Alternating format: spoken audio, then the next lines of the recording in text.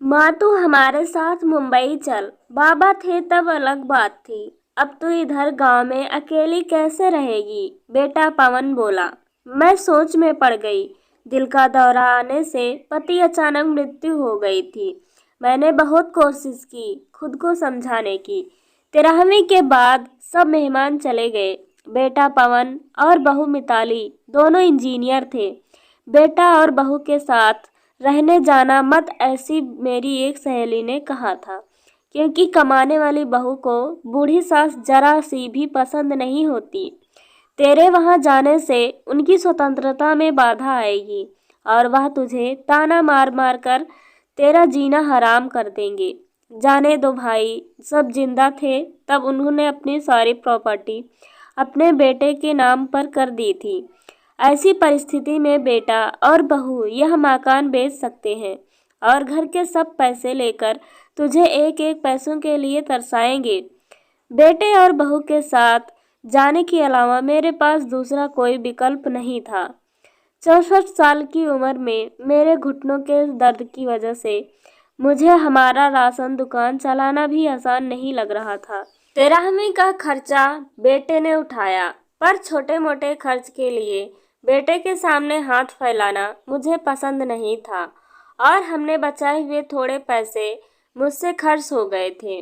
अब परिस्थिति ऐसी थी कि मेरे पास 50 भी नहीं थे और यह बातें सोचने में मैं पवन को कोई उत्तर नहीं दे सकी। इतने में मिताली बोली, माँ मुझे बताओ कि कौन सी साड़ी रखनी है, मैं आपकी बैग पैक कर रही हूँ। जब मिताली ने ऐसा कहा तब मैं उसे कुछ नहीं कह पाई, चुप रहकर उनके साथ मुंबई आई। पवन और मिताली यह दोनों मेरा बहुत ख्याल रखते थे। हम सब साथ बैठकर खाना खाते थे। उनकी याद नहीं आनी चाहिए, इसलिए दोनों मुझे बहुत खुश रखने का प्रयास करते थे। मेरा 7 साल का पोता रेहान तो दादी दादी कहते हुए मेरे पीछे पीछे भागता था। मैंने कौन सी भी चीज़ मंगाई कि वह तुरंत लाकर देता था। ये सब देखकर मेरे मन को बहुत शांति मिलती थी। मैं सोचने लगी कि लोग बेवजह ही आजकल के लड़के और लड़कियों को बदनाम करते हैं और कहते हैं कि बूढ़े माँ बाप का सम्मान नहीं करते, उनकी देखभाल नहीं करते। खासकर बहू कमाने वाली होगी तो सास को ठोकरों पर रखेगी। लेकिन मैंने देखा कि ये सारी सिर्फ बातें थी। हर उंगली की तरह हर बहू सेम नहीं होती। आज सबने बाहर घूमने का प्लान बनाया था। हम सब मॉल में गए। उधर घूमते घूमते पवन और मिताली एक दुकान में कुछ खरीदने के लिए रुके। मैं और रेहान थोड़ा आगे आए। आइसक्रीम की दुकान देखते ही रेहान बोला, दादी मुझे आइसक्रीम खानी है। मैंने ऊपर जैसे बिजली ही गिरी, क्योंकि मेरे पास तो पैसे ही नहीं थे। दिन में कभी मुझे पैसे की ज़रूरत नहीं पड़ी। अभी क्या करें? मेरा मन उदास चेहरा देखकर रेहान वापस बोला, ले लो दादी प्लीज़, माफ़ कर बेटा, मेरी पर्स में घर भूल गई हूँ। मेरे ऐसा बोलते ही रेहान मेरी तरफ एक अलग नज़रों से देखने लगा। उसको लगा कि आइसक्रीम लेनी नहीं है, इसलिए दादी बहाने बना रही हैं। पर मैं क्या कर सकती थी? मुझे खुद ही शर्म आ रही थी। मैं कैसी दादी हूँ जो अपने पोते को आइसक्रीम भी नहीं ले दे सकती। हमने बाहर ही खाना खाया। मिताली ने मेरे पसंद की काजू मसाले की सब्जी ऑर्डर की थी, पर मुझे वह पसंद नहीं आ रही थी। घर आने के बाद सबने थोड़ी देर टीवी देखी।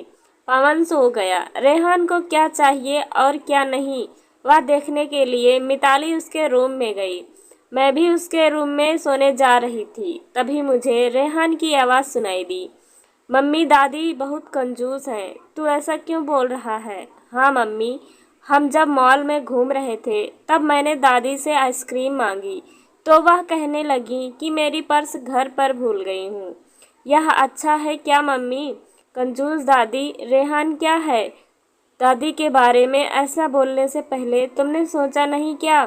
तेरी दादी इस वक्त कितनी दुखी है, तू समझ नहीं सकता दादी को कितना दुख है। बेटा, दादी और दादाजी गांव साथ रहते थे, तभी अचानक दादाजी हम सबको हमेशा के लिए छोड़कर चले गए। जिस व्यक्ति के साथ हम 24 घंटे साथ रहते हैं, साथ उठना बैठना खाना पीना हम साथ करते हैं, हम सब अपना सुख दुख बांट लेते हैं, वही व्यक्ति जब अचानक हमको छोड़कर चला जाता है तो कितना दुख होता है, तू अभी नहीं समझ सकता। सोच, अचानक तेरे मम्मी पापा तेरे से बहुत दूर गए, इतने दूर गए कि वह कभी वापस नहीं आए, तब तुझे बुरा नहीं लगेगा क्या?